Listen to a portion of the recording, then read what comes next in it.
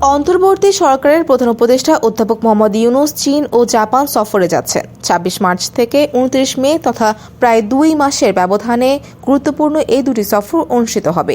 সফরকালে তিনি চীনের president Xi Jinping এবং জাপানের প্রধানমন্ত্রী শিগেরু ইশিবার সঙ্গে দ্বিপক্ষীয় বৈঠক করবেন। কূটনৈতিক সূত্রগুলো জানিয়েছে, মূলত দুই দেশেই দুটি পৃথক বহুপক্ষীয় ফোরামে অংশ নিতে প্রধান উপদেষ্টাকে আমন্ত্রণ জানানো হয়েছিল। পরে চীন ও জাপান নিজেদের শীর্ষ নেতাদের সঙ্গেও প্রধান উপদেষ্টাকে বৈঠকের আমন্ত্রণ জানায়।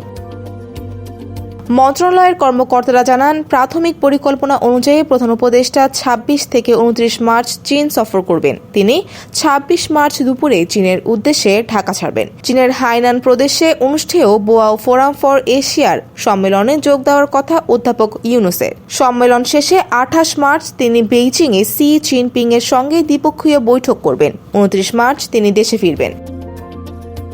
অন্যদিকে জাপানের টোকিওতে ২৯ ও ৩০ মে নিক্কেই ফোরামের বৈঠকে যোগ দেবেন প্রধান উপদেষ্টা। এরপর তিনি দেশটির প্রধানমন্ত্রী শিগেরু ইশিবার সঙ্গে দ্বিপক্ষীয় বৈঠক করবেন। বোয়াও ফোরাম ফর এশিয়ায় যোগ দিতে সম্প্রতি প্রধান উপদেষ্টাকে আমন্ত্রণ জানান ২৫ দেশের এই জোটের মহাসচিব ঝ্যাং জুন। ওই সময় দুই দেশের সম্পর্কের ৫ দশক পূর্তিতে মার্চে প্রধান উপদেষ্টাকে বেইজিং সফরে নিতে চায় চীন। প্রধান উপদেষ্টাকে বেইজিং সফরে নিতে চীনের পক্ষ থেকে ভাড়া করা উড়োজাহাজ পাঠানোর বিষয়টিও বোয়াও ফোরাম ফর এশিয়ার আমন্ত্রণপত্রে উল্লেখ করা হয়েছে।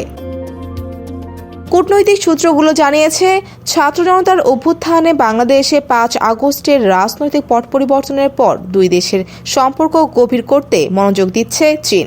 বিশেষ করে দুই দেশের সম্পর্কের ৫ দশক পূর্তিতে সম্পর্ককে আরও ঘনিষ্ঠ করার জন্য সহায়ক সময় হিসেবে দেশটি বিবেচনা করছে।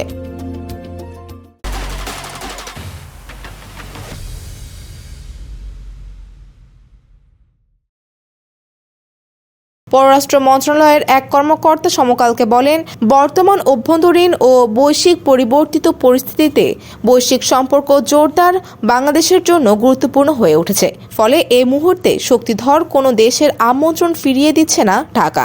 আর চীন সফরে দ্বিপক্ষীয় বৈঠকে ঢাকা ও বেইজিং এর মধ্যে কিছু চুক্তি ও সমঝোতায় সইয়ের বিষয়ে আলোচনা চলছে। এখনও চূড়ান্ত কিছু হয়নি। ফৌজিয়া ফারিহা, ডেস্ক রিপোর্ট, সমকাল।